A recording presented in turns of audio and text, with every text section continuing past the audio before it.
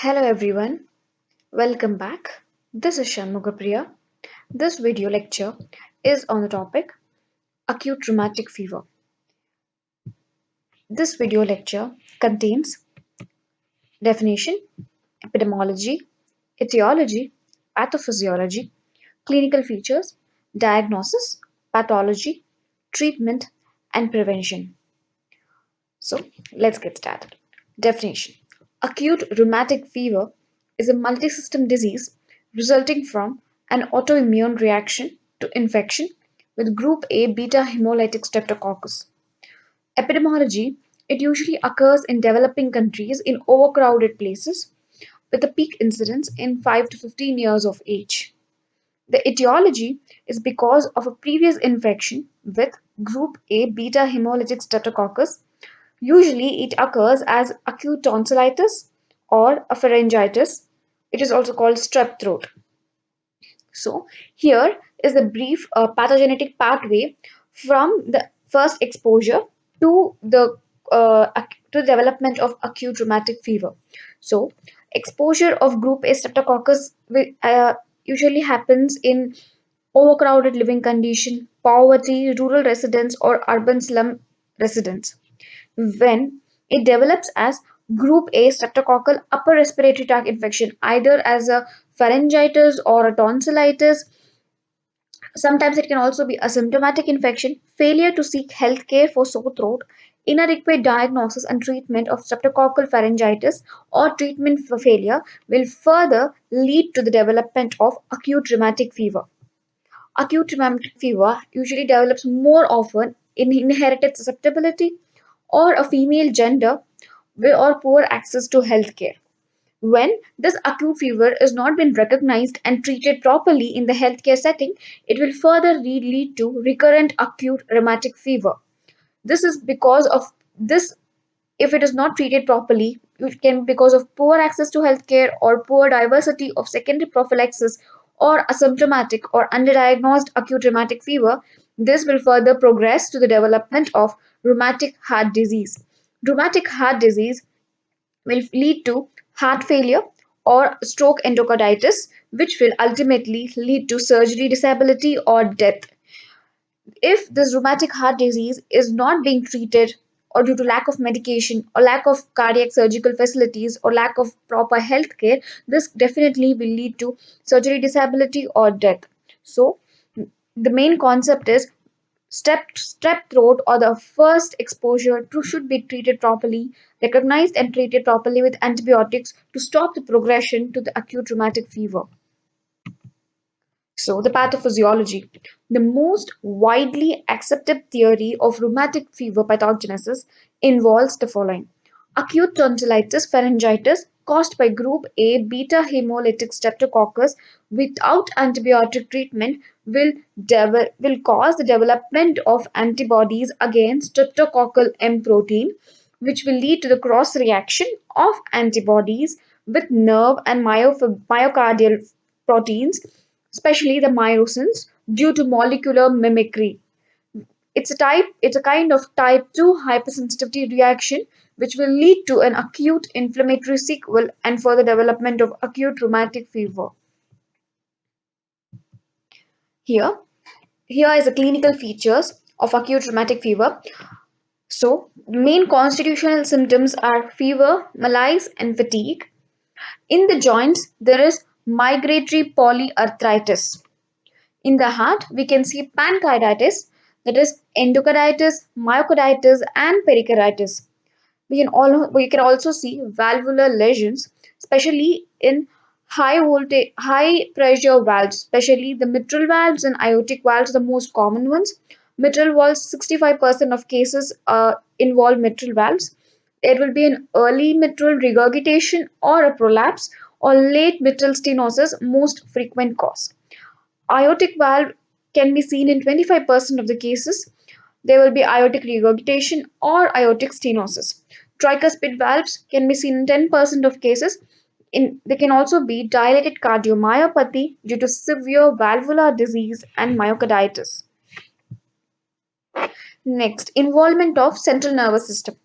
In central nervous system, there is Sydenham chorea, that is involuntary, irregular, non-repetitive movements of the limbs, neck, head, and face, which occurs 1 to 8 months after initiating infection.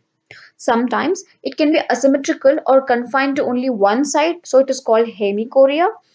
Additional motor symptoms can be seen like melismus, weak muscle weakness, and speech disorders. Neuropsychiatric symptoms are also being observed, more common in males. The pathophysiology behind the central nervous system involvement is streptococcal antigens lead to antibody production. These antibodies cross react with the structures of the basal ganglia and the cortical structures, which will lead to reversible dysfunction of cortical and strial circuits. So, the next system is the skin. In skin, we can see subcutaneous nodules and a rash called erythema marginatum. This rash is circumfugally expanding pink or light red rash with a well-defined outer border and a central clearing. Here is a picture with the rash erythema marginatum as well as the nodule. There is a subcutaneous nodule can be seen. Next, the diagnosis. The diagnosis can be done based on John's criteria. John's criteria contains a major criteria and a minor criteria. Depending upon the risk factors, we do the John's criteria. So, in case of low risk population, in major criteria includes arthritis, carditis, chorea, subcutaneous nodules, and erythema marginatum. In case of minor criteria, in low risk population, it involves polyarthralgia, elevated body temperature greater than 38.5 degrees Celsius, increase in acute phase proteins, that is ESR greater than 60 mm per hour, and CRP greater than 3.0 mg per dl. In case of high risk population, the major criteria include arthritis, it can be monoarthritis or migratory polyarthritis, polyarthralgia, carditis, chorea, subcutaneous nodule, erythema marginatum. In case of minor criteria, in high risk population includes monoarthralgia. One monoarthralgia is enough for the diagnosis. In case of high risk population, elevated body temperature greater than 38 degrees Celsius, increase in acute phase protein reactants like ESR and CRP should be checked. So, the criteria is there should be two major criteria or one major plus two minor criteria, or three minor criteria are required for diagnosis. The additional findings what we can see in the diagnosis can be complete blood count. In complete blood count, we can see a normochromic, normocytic, or of chronic inflammation, leukocytosis. Antibody antigen test will measure the antibodies against the metabolites of GAPs, that is group A beta hemolytic streptococcus. There's an increase in anti-streptolysin O titer. There can be also an increase in anti-streptococcal DNase B titer. Positive rapid streptococcal antigen test for GAPs. In echocardiogram, we can also show the mitral or aortic regurgitation. So the pathology. In the myocardium, when a biopsy has been taken from the myocardium, what we can see is the Ashkoff bodies. Ashkoff bodies are nothing but the granuloma of rheumatic inflammation. And they can be anti-Ashkoff cells. These are cardiac histocytes, mononuclear cells appearing in Ashkoff body. So the picture depicts the Ashkoff body and centrally located anti-Ashkoff cells. So the anti-Ashkoff cells are present centrally, surrounding by the Ashkoff bodies. The treatment. General measures include bed rest in carditis patients. Antibiotics is the drug of choice. Oral penicillin V. Alternatives can be amoxicillin or cephalosporins can be used in case of allergic to penicillin V.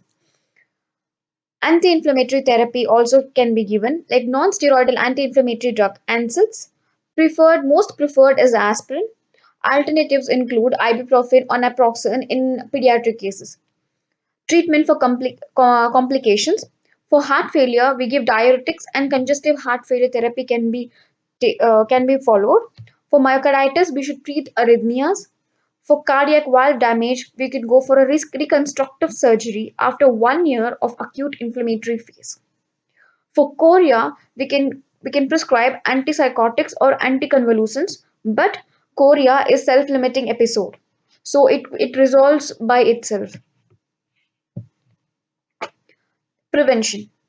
Prevention is very important to stop the progression from a pharyngitis, tonsillitis to acute rheumatic fever.